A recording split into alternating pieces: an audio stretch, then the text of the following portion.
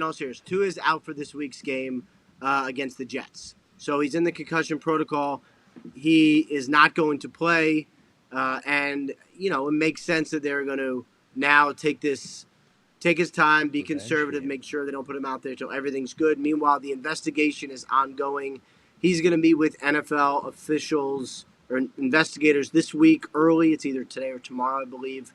And this investigation should be wrapped up within a week. Meanwhile, the concussion protocol is changing, which is to say that anyone who exhibits gross motor instability will probably be taken off the field thanks to what was learned in this Tua investigation. Before we let you go, you got to go. NFLPA firing independent neurologists is their right? It said their prerogative. Mm-hmm. They could do that at any given moment if they think the person isn't fair. Was that a call that this dude or lady was guilty, or is this just the NFLPA saying we don't want this person involved with anything ever again?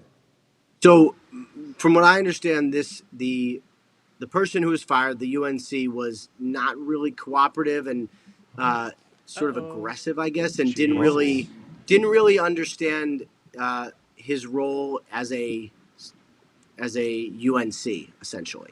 So was fired for multiple reasons. It didn't sound like he was fired because of the wrong diagnosis. It found like he was fired because of his actions during the investigation. And it was the first time, I asked Dr. Sills, first time that's happened. Okay, but that person was jointly appointed at some point, right? How did that person become the person? It was jointly appointed by the NFL and the NFLPA. There's actually like a pretty rigorous process to find these guys, but then the NFL, each side can terminate. The NFLPA used their right to terminate. Oh. Well. What? All right. Thanks, Ian. Have a great day, Ian. Appreciate you, buddy. Really good. Rap sheet. So, did you test for a concussion? Of course I test. Why are you asking me a dumb question? I'm the concussion doctor. Yeah, but what, you deemed that he was able to go back, or we couldn't see him talk, or we couldn't see him walk. Are you a back expert too? We're just trying to get to the bottom of this. Well, I've been trying to get to the bottom. I'm a fucking doctor. What do I know?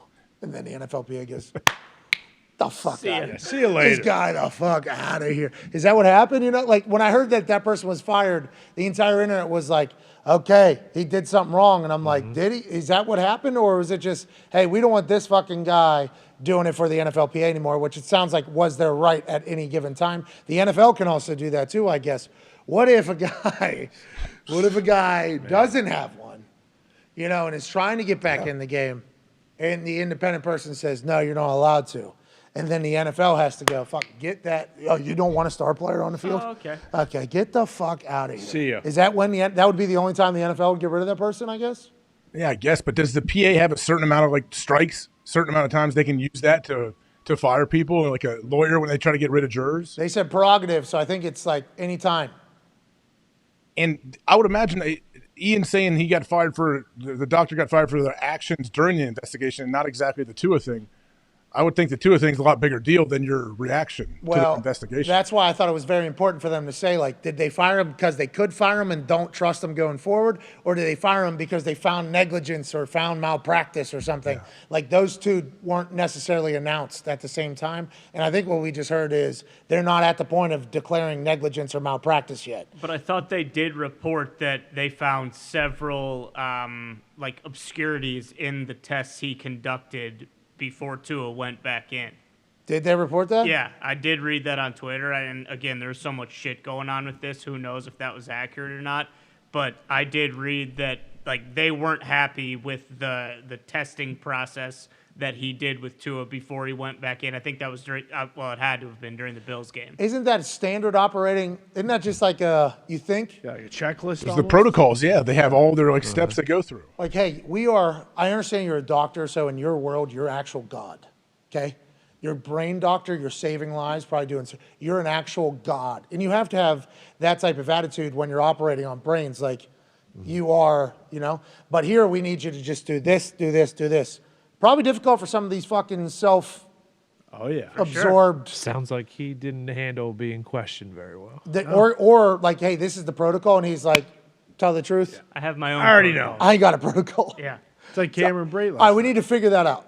Okay, that's something we got to figure out. Tony Dungy quote tweeted about, and we might have, hey, by the way, we might have been too naive, AJ. This is us.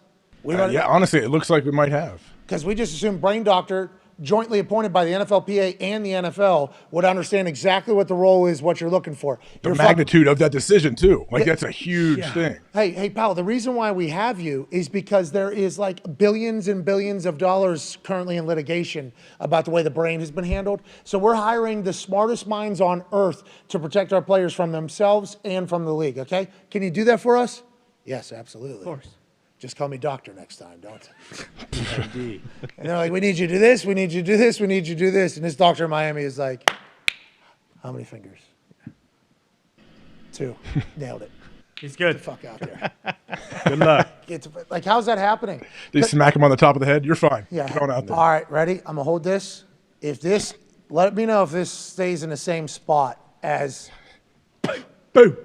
Is it in the same place? Yeah. All right, you're good. I hope not. How's that happening, though? The NFL and the NFLPA are jointly appointing these super brain geniuses. Has this doctor had any like previous situations too where they questioned how they've gone about their business? Well, then how'd that doctor become the jointly appointed person? That's like, there's like levels to these questions. Like, how did this person get to this point if they didn't understand what the protocol was or what the fuck they're doing? I understand there's probably massive egos. There has to be massive egos at that place. And you're going to do things, but we just need you to fucking do this, and let us know. I feel like that's probably how it was laid out, and this person just chose not to do it. So you're telling me the most educated people on earth don't just do exactly what they're told all the time? Because I thought the most intelligent people on earth were telling us what to do all the time. What's going on here? Why, this is not good, because Tua could have fucking died, I think is what everybody's saying. And now we're going to have a harder time trusting the other doctors because of this one bad doctor. Yeah, now it's a question of everything. Like Cameron Brate, for instance, will go into last night's game. Tony Dungy quote tweeted somebody saying that was a problem. He goes, we need a rehaul of this entire thing. I was standing right there. It was pretty obvious, he said. The way it's done, though, is the independent person's up in the booth, I guess. So they have to look down. If they don't know football and they can get lied to or told to, like a stinger happens, maybe they get things wrong. I think we have the Tony Dungy tweet, I believe. We do not have the Tony Dungy tweet. Tony Dungy quote tweeted, I forget who had made the announcement. It was Greg Auman, who is a Tampa Bay reporter. He talked about the Cameron Brate situation where he was clearly knocked out, came back into the game, or maybe dinged up. And then Tony Dungy quote tweeted and was like, yeah, I was fucking standing right there. Tony Dungy been a coach and a player at the highest level. Now he's on the biggest show in football saying, yeah, this is a problem. This is a problem. This is now Tua obviously getting spotlighted on Thursday Night Football on Prime and in the Buffalo Bills thing. Now the Cameron Brate thing's happening. Naive people like me and AJ who just expect people that are in, positions that can get fucking sued for a lot of money, especially in the modern world that we're in, that they're going to at least do their jobs right. We're wrong, AJ. It sounds like we were fucking wrong in this entire thing.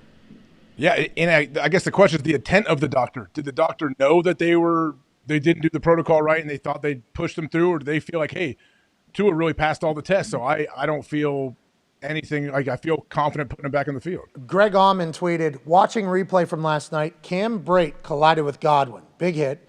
Was down a second, got up, ran off on his own, parentheses, though not fast enough to avoid a 12-men on-field penalty. He came back in, even had a target, looked okay, later ruled to have a concussion, okay? So obviously Greg Auman saying this is when it happened, this is exactly how it went, and it did look a little interesting with what he was doing at the time. And Tony Dungy goes, broken system. I was on the sideline very close to Brate. Obvious he had his bell rung. There's a league-appointed spotter in the press box who should stop play and alert the referee. Brate shouldn't have been allowed to return until after an evaluation. Why didn't that happen? With 3 fucking question marks. Tony Dungy, very level-headed person, put 3 question marks on there. Whoa. Said, we need to talk about this. Why is this happening? That's a great question from Tony Dungy. Now, Tony Dungy probably felt like in an uncomfortable position as well because he's looking at this guy right by him, and this guy has a concussion. Is Tony Dungy supposed to go over and say, hey, that guy just got knocked the fuck out right there. I don't know how to do it. I'm a coach. I played. This is happening. So is the NFL spotter a football person? Now it's even more like, is that a football? It's multiple.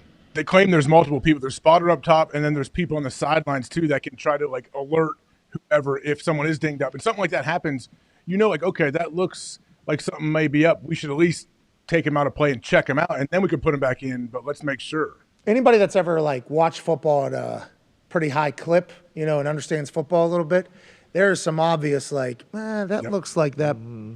It's usually not the big monster hits either. It's not usually not the big highlight hits. You could tell by how they fell and how they get up, and And that's what you would think the NFL spotter would be doing. They'll be calling down to the independent person that would then run the test in the blue tent, right? Yeah. It happened to Adrian Amos last night in the Packers game. Yes. Like it wasn't like a big hit or a collision, but like he tackled, I forget who on the Patriots, and it was either an elbow or a knee, and then he left the game. And we've seen in the past refs go up to a player in the huddle and be like, hey, you got to go. And they're like, he's getting checked.